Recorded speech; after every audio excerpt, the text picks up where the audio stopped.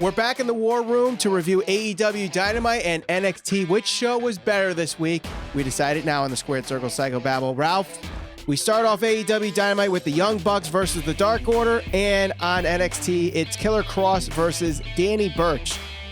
Obviously, Killer Kross does a quick fashion to Danny Burch, although Burch got some offense in, but it was the stuff afterwards that people are talking about with Keith Lee and Killer Kross signing the contract that blew up in Keith Lee's face, causing burns to his face, going to the hospital, wondering how Keith Lee is. It seems like he'll be okay. Bucks and Dark Order, I thought this was a very good match to start off Tag Team Appreciation Night. Stu Grayson and Evil Uno did an amazing job cornering each of the Bucks, setting up tags. I thought some of the tandem offense was very, very good. I think this is how the tag team matches in AEW should be, where it's not like overly spotty. I thought this was a well-executed tag team match to open up AEW Dynamite. What do you think about it? Well, I can certainly tell you that NXT started out with a lot of, well, not a lot of, but with too much of the hocus pocus. Mm-hmm. You know, I in 2020, I'm not so sure that type of stuff is going to work or attract people. I'm not necessarily a fan of that. So I know that they were going to have their match going into the takeover, but I didn't think that we were going to get a contract signing where all of a sudden the thing burst into flames. So No. that kind of is what it was. The tag match, I think was fine. I think for anybody who is a fan of the Young Bucks, they're going to like that style. They're going to like that type of match. And I'm sure most people are going to say that it was one of the better matches of the night. I thought that the obvious thing is they're trying to build tension between the Young Bucks, or more specifically, the Elite and the Dark Order, because we got a little bit more of that going on into the night. So it seems like we're going to start to get either the Dark Order continue to be built up, or you never know, this could turn into an all-out feud between the Elite and the Dark Order.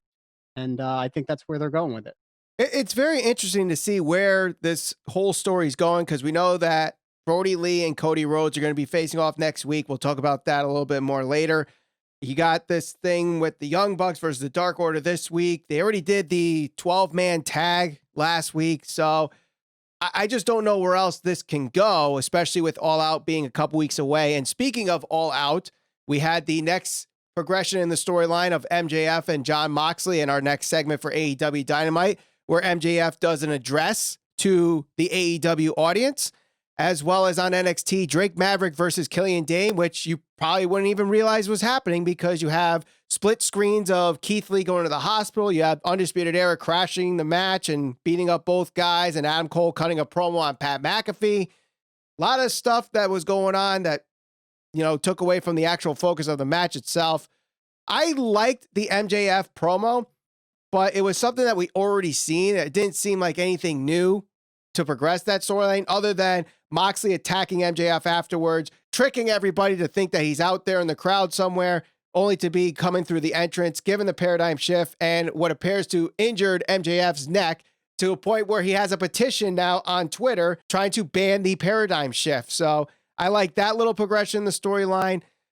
The Adam Cole promo that he cut on Pat McAfee was good, but so much moving parts in this segment that was kind of distracting. You couldn't keep your focus on anything, really. I think that the MJF promo, while it was good, certainly a step down from what he did a couple of weeks ago, where he gave his big address, made a lot of comments that caught a lot of people's attention. So I think it was still a good promo. But the hardest thing about being a top heel or a top guy in the industry is staying on top and staying fresh. Some of the very best guys ever can go out there and cut a promo and have it be as good as his was week after week after week. So he's still very young. We'll see what happens with him going forward. I know that he's obviously had some really good promos. I think this promo was good. It wasn't necessarily great. It did what it was supposed to do. Obviously, you had the interaction between him and Moxley. So we'll see where that ends up going. I wouldn't be surprised if right now what he's saying about the paradigm shift, if he tries to get that ruled out from the match entirely. So we'll see. But I definitely think he's coming out in a neck brace next week. Yeah. I liked Adam Cole's promo. I think that he definitely needed to have that type of strong promo, especially point out that, look, you're coming into my world. You may have been an NFL player, be it that he was a punter, and that's fine. He's still a professional athlete, and that he kicked him while his hands were behind his back and all of this stuff to kind of point out that he doesn't think he can do that if it was just straight up one-on-one, which is what he was pretty much saying. So I like the fact he got a little fire back. He gained a little steam here and just kind of told Pat McAfee, look, you're stepping into my world here. It doesn't matter who you are and what you've done. You're going to get embarrassed. Right. Now, assuming you didn't know Pat McAfee or Adam Cole, and you did a side-by-side comparison, and you said, name which one was an NFL punter and which one's a professional wrestler, I guarantee you they would say Adam Cole is the punter, Pat McAfee is the wrestler, and everybody would be wrong. But well, maybe Adam Cole's got a little Adam Cole might have a little Adam Vinatieri going for him there. Yeah. You might confuse him for a kicker or a punter. You never know. That's definitely true. So I think they could kind of play that into the face-to-face next week. So let's move on. Next, we have the TNT Championship match, Cody Rhodes versus Scorpio Sky. And in a non-title match on NXT, the Cruiserweight champion Santos Escobar goes up against Tyler Breeze. I liked the Escobar-Tyler Breeze match. I know that Escobar, for the most part, got a lot of offense in, but then by the time Breeze got his offense in, Escobar's minions come in to distract, and Escobar gets the win. Then Fandango comes in a sling, tries to attack Legado del Fantasma with a broomstick. That goes to no success, and Isaiah Swerve Scott comes in for the save to progress this storyline of Escobar and Isaiah Swerve Scott. Probably going to end up being the title match at TakeOver 30 next Saturday. So I like where that's going. TNT Championship match. A lot of stuff to talk about with this. First off, the new belt looks much better finished. That looks much, much better. I love the new design of the TNT Championship. Mike Chioda, longtime WWE referee, officiating this one. And yes, he did count 4, not 3 in the pinfall. But, you know, with so many rules being avoided in AEW sometimes, he's just making up for lost time there. I thought Scorpio Sky looked very, very good. And this stuff with Brody Lee kind of confuses me. Like, I would think they could do that for next week and set up a match at All Out, but instead, they don't give time for Scorpio Sky to kind of sink in the moment after the match. They just cut right to Brody Lee. Like, all right, thanks, Sky. Next up, kind of thing. Yeah. And the introduction. Cody Rhodes being introduced as the Prince of Pro Wrestling. Folks, you could defend it all you want, but I think it's now solidified that Cody Rhodes is trying to be Triple H. The King of Kings, the Prince of Pro Wrestling. You know, this whole, we're trying to build our mid-card, but then ends up beating all of them. It's hard to defend it at this point. And I hope this is just a way for him to turn heel and get fans to get against him. But if it's where he's just trying to be Triple H, the writing's on the wall at this point. Well, that's certainly been the criticism from some fans that, you know, he's trying to be Triple H, or they draw comparisons between him and Triple H. And I certainly don't think that he's trying to be Triple H, but there are certain things that he's doing that would lead people to believe that, you know, he's following the same path, if you want to consider that. And I'm not one of those people that thinks Triple H buried a lot of good young talent, because he's put over a lot of guys too. And we don't need to get in that whole debate and argument right now, our conversation. I don't like the name the Prince of Pro Wrestling. I think it's a little corny that whenever there's a big match or a big spot, he has to come out with the entire entourage, the entire Nightmare family, the hermit crab's there, the dog's there, the wife is there. This guy's holding a flag up. This one's got Cody underwear on. Dude, no. It's not a pay-per-view. It's just another title defense. Like, it's kind of, and to follow it up with, to be introduced as the Prince of Pro Wrestling, I mean, unless they truly plan to turn him heel, because that's to me, that's almost like he's a VP, and he obviously he's making up this nickname for himself. It's not like Jim Ross or somebody said it on commentary. They got it from someone. And he's a VP. And Jim Ross pointed that out. Like, really? You're calling yourself the Prince of Pro Wrestling? So yeah. I think that is kind of a seed planting for some kind of heel turn or something. Yeah. Let me get into the matches here really quick. I thought the match on NXT was good. I thought that the Cody Scorpio Sky match was also good. I think that I definitely agree with you in the fact that it just seemed like Scorpio Sky, who we thought was going to be a legitimate threat to his title defense here, or to his title reign. It kind of stinks that as soon as the match ended, you got the confrontation or the video from Brody Lee. knowing that all right, well, we already know what the next step is. We're moving on from Scorpio Sky, because I think that Scorpio Sky is certainly a guy that can carry that title, or, be a big time player in the singles division there. Mm-hmm. The other thing that I did like, and I mentioned this, I think about 3 weeks ago, I like the fact that they're starting to point out that Cody is starting to accumulate injuries over the course of these title defenses, because you go back and look, one, he's defending the belt quite a bit. If it's not every week, it's just about every week. Right. He's gone through tax. He's had some hellacious matches, longer matches, 20 minutes plus for most of them, I would imagine, off the top of my head.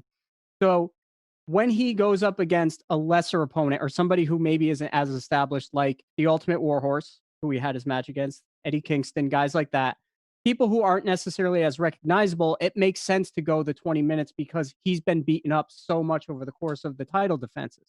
So I like that they were pointing out the rib injuries. No problem with either match. I like Escobar a lot. I think that he's going to do a lot of good things for NXT and eventually move up to the main card. Whether that's a demotion or not, I'll leave that up to the people to decide. Yeah, I got to agree. I really like what they're doing with Legado del Fantasma. At first, I was not a fan of this whole storyline with the abducting and whatever, but now that it's progressed, it's actually one of the better storylines in NXT.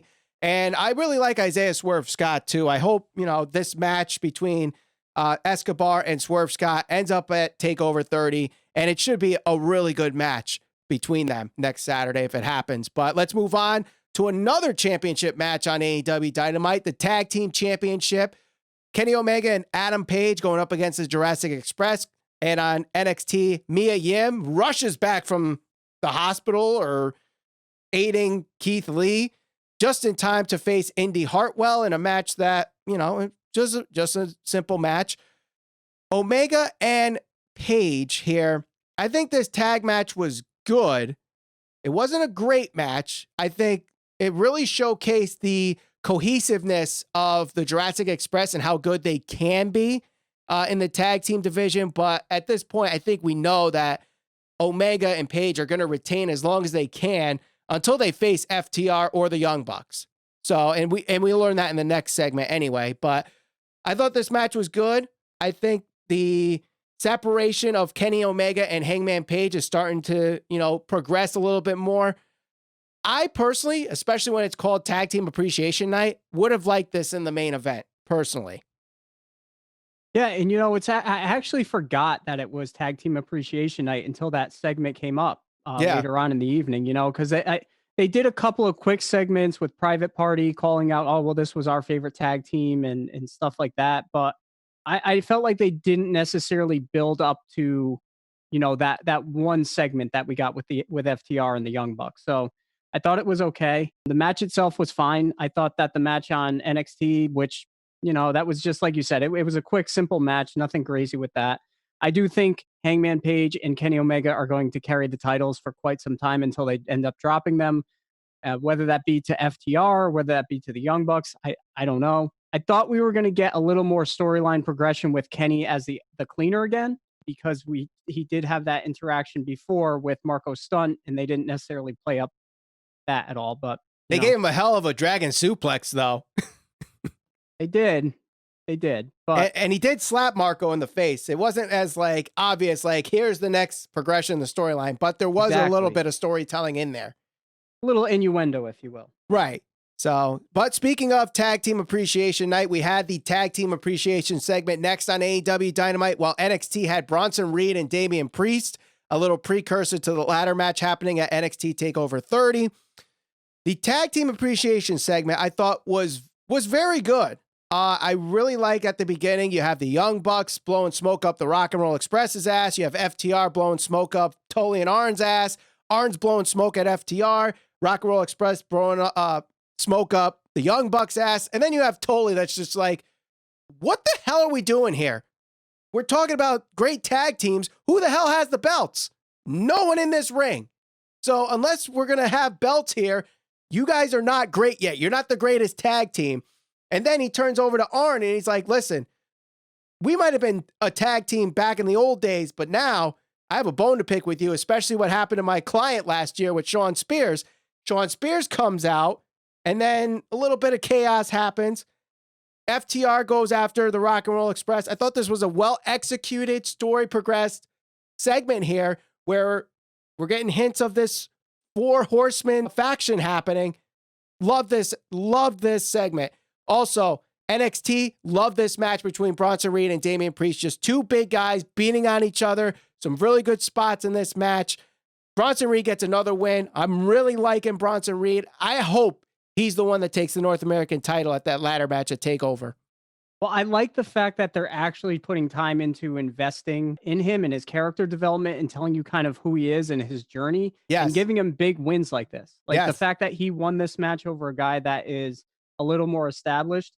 And I always want to call him Punishment Martinez just because of that's the name he worked as under in the independents. But Damian Priest, it was a good match, hard hitting, in your face. It was pretty much everything I wanted it to be. Yep. And I wouldn't mind seeing it in a bigger spot, maybe at a TakeOver further down the road if they decide to do that. So definitely intriguing to see what happens with the championship in Bronson Reed if ultimately it culminates in him winning the title.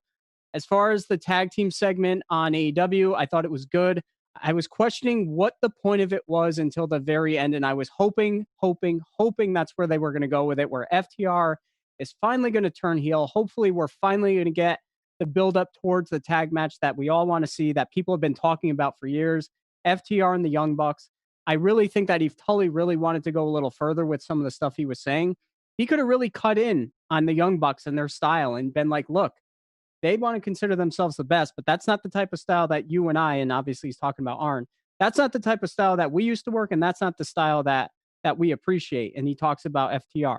They didn't do that. It's fine. It's whatever. FTR can probably go out there next week, cut a promo and say those exact things. But I thought it was a really good segment. I like the fact that they more or less turned heel, if you want to consider that. Right. And what happens from here on out with Hangman Page, because we know they have that relationship. And Sean Spears, where does he fit into all of this? He made an appearance, so time will tell. Yeah, I think at this point, it's just a matter of who is going to be this 4 horsemen, air quotes, faction. And I think now it seems like it's going to be Page, Spears, and FTR. That would be my guess. Women's action next. It seems like it's the only women's action that you'll see on AEW Dynamite is this last segment before the main event. HIkaru Shida, at least the champion's on. She goes up against Heather Monroe in a very quick squash match. Meanwhile, on NXT, it's Mercedes Martinez and Aliyah going up against Kayden Carter and Kacy Catanzaro.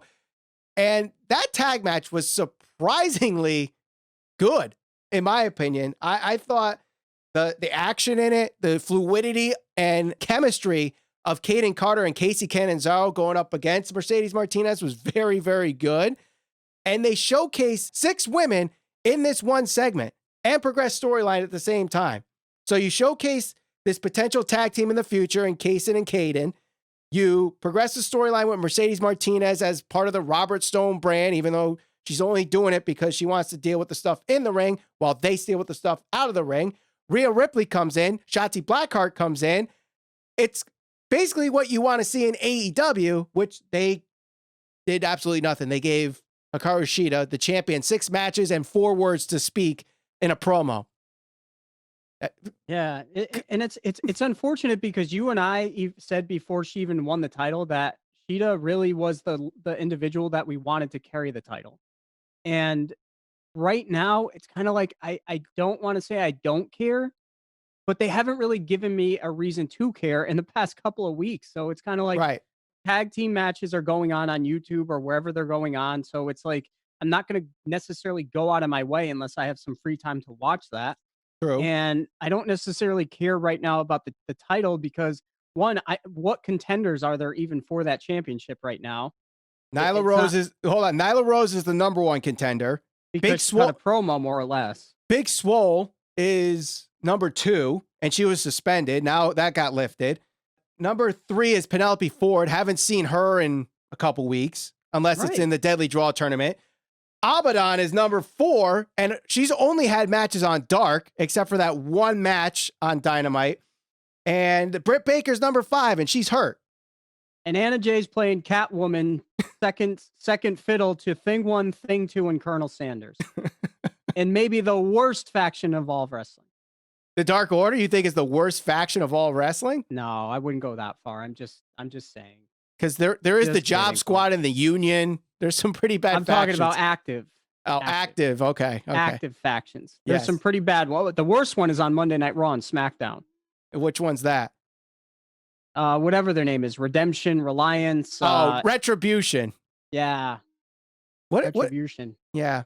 But all right, main event time, Ralph. Chris Jericho and Orange Cassidy. So we have some controversy there with Chris Jericho having concerts and whether that's advised or ill-advised. So you have that controversy. The main event in NXT has controversy because coming back is the Velveteen Dream. We're not going to talk about the controversies itself. If you want to look that up, Google's your friend there. But Orange Cassidy beats Chris Jericho. Cameron Grimes beats Kushida and Velveteen Dream to get into the ladder match. I think this triple threat match was the best of the ones since the first week. Kushida looked amazing in this match. Velveteen Dream obviously gets protected in his return, does not get involved with the fall. Cameron Grimes pins Kushida. This Orange Cassidy match and Jericho was not as good as its first one. There were some obvious botches in this, but you knew Orange Cassidy was going to win. It's a big win. Where does the story go from here is the next question, though. And everybody's waiting to see what I have to say about Orange Cassidy. Yes, they are. So I guess I'll start with the match really quick. I thought the match was fine. I thought the match was, it was decent. I definitely agree with you. I thought their first match was better. I found it much more appealing, and I was much more emotionally invested. And that we'll say that was much more emotionally invested in the first one. Yes. I did predict last week that Chris Jericho was going to lose to Orange Cassidy just because I felt like that was the way that this whole storyline was trending.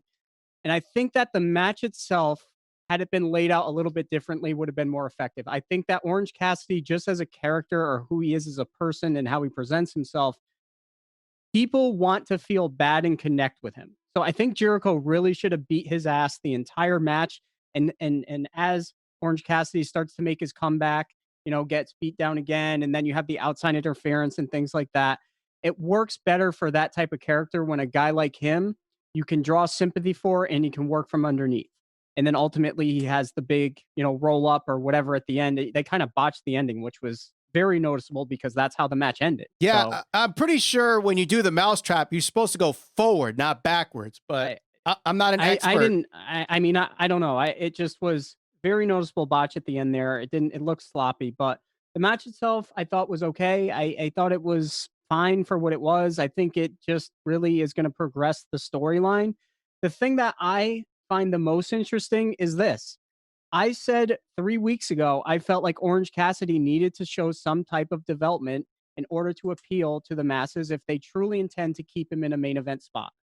This win over Chris Jericho, to me, pretty much confirms that they are going to keep him in that main event position and try to push him. But that Orange Cassidy that you saw last night, while you had very, very, very small glimpses of the Orange Cassidy that worked on the independent scene, that is not the Orange Cassidy that a lot of AEW fans fell in love with. And people could say what they want, but he's cutting promos now, which is something that I said he needed to do. He did that last week. He's not necessarily playing pocket pool in the middle of matches and all that other silly stuff. The fake punching, the fake kicking. This is a much more toned down, grown up version of Orange Cassidy. Is that going to work? Maybe, but I think that they started to realize that the Orange Cassidy that was presented before, the Orange Cassidy that had the matches with the David Stars of the world, is not the Orange Cassidy that you're going to get from here going forward. Is everybody going to be okay with that? Are the fans going to be like, this isn't what we want? But I felt like that's what needed to happen with him, and we'll see what happens. Right. It's going to be very interesting to see where this progresses. I would assume that we get the rubber match at All Out. Where else does this lead to? You have Orange Cassidy win one, Jericho won one, and then it goes there. And if Orange Cassidy ends up beating Jericho in the third match and he ends up beating him twice, does this hurt the stock of Chris Jericho? Because there's people out there already that are saying, oh, Chris Jericho's buried because he lost to Orange Cassidy. But that's the story. But here is the unfortunate thing for Chris Jericho. And I know people aren't going to like this, but that's okay because people get pissed off at me when I talk about Orange Cassidy anyway. So I'm going to say this. Chris Jericho has been in the industry so long and has so many accomplishments that to the fan that is the lapsed fan, to the fan that no longer watches wrestling, and to the fan that might pick up this clip on YouTube, this is the same Chris Jericho that did go against some of the most elite competition and guys in the industry ever, right? So he's had matches and wins against the Kurt Angles, the Stone Cold Steve Austins, the Rocks, all the murderers row. You can name anybody in the industry, some of the biggest stars. Unfortunately for Chris Jericho, the Attitude Era was the biggest era of professional wrestling ever. You know, there were more people watching during that time than now. So those fans, that specific group, if they see Chris Jericho losing to a guy like this, what are they going to think of that? I don't know, but I think a majority of them are going to say, I used to remember when he was wrestling The Rock and Stone Cold Steve Austin. Now he's losing to this guy in tight jeans and tennis shoes and sunglasses. And well, I mean, the difference that's fine. That's fine. But here's the thing. People are going to get upset about it, but the lapsed fan, I'm not talking about the current AEW fan. The lapsed fan might look at that and say, I'm not giving it a chance because I don't want to see it. It's true. But at the same time, you got to have to think, you know, Orange Cassidy is 32, 33, maybe 34 at the oldest. Chris Jericho's 49. So, you know, at one point, you're not at your prime. So if it was like Jericho in his prime losing to Orange Cassidy, I think it's much worse than it is last night where Jericho pushing 50 loses to Orange Cassidy. You know, and there was some obvious shenanigans involved with the ending too, because obviously the tension, the interaction between Mike 4-count Chioda there and Jericho pretty much cost him the match. Yeah, you got one referee overcounting and you got the other referees not counting at all. Just have a meeting and figure it out. We're not going to have any love for Cameron Grimes here? I mean, that guy's going to go to the moon. I love Cameron Grimes. I was shocked that he won. I thought for sure when I saw Velveteen Dream, he was getting the win. Well, here's the thing. There's the extra second chance matches next week. So we have Balor and Velveteen Dream. And on the other side, it's Gargano versus Ridge Holland. So I know there was a report that Gargano got hurt while they were taping the Holland Gargano match yesterday.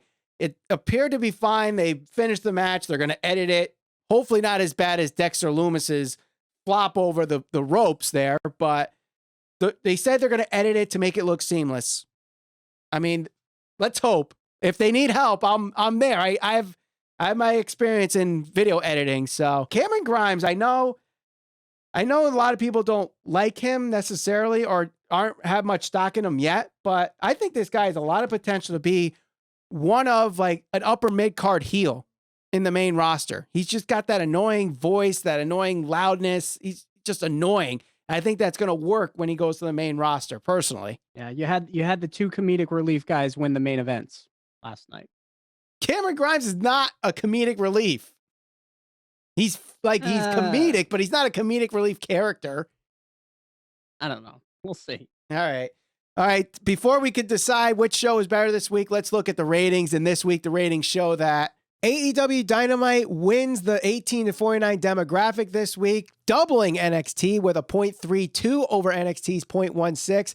Now, because of that, we do not have NXT's 50 plus rating as they did not reach the top 50 in the 18 to 49 demo. AEW Dynamite does get a 0.26 in that demo. Total viewership was down for both shows by about 100,000 each. AEW Dynamite scoring 792,000 viewers, while NXT got 619,000 total viewers. So, Ralph, AEW Dynamite, they had their tag team appreciation night. They had some good matches. I think their matches could have been better. I love the tag team appreciation segment. NXT, in my opinion, I think had a better flow to it. And I felt like the 2 hours went by a little quicker than it did on AEW Dynamite this week. I don't know which show I think was better. I mean, they were pretty even this week. I don't know if there's really one that was definitely better than the other. If I had to flip a coin, and I think just by the flow of it, I would say NXT was slightly better if I just had to pick one. I'm actually going to say it was a push. I honestly I don't think there was one show that was better than the other. There was really nothing that significant that happened on either show. I mean, you had the return of Velveteen Dream, which could prove significant if he goes on and wins the title. Or people block him out of social media, and the point where WWE has no choice to get rid of him. Yeah, that's true too. And then you had, to me, I mean, I guess it depends what you think. I really did think that Orange Cassidy was going to win this match, so it wasn't really any surprise to me. Yeah. So I thought both shows were decent, and that was it. All right, let us know what you guys think. Which show is better in the comments below. Don't forget to share us all over social media. We're on Facebook, Instagram, and Twitter, SCPB Podcast. And for news, reviews, and conversations on all things pro wrestling, subscribe, hit that bell for notifications. For Al Valenti, my name is Michael Valenti. Thank you for watching the Squared Circle Psychobabble.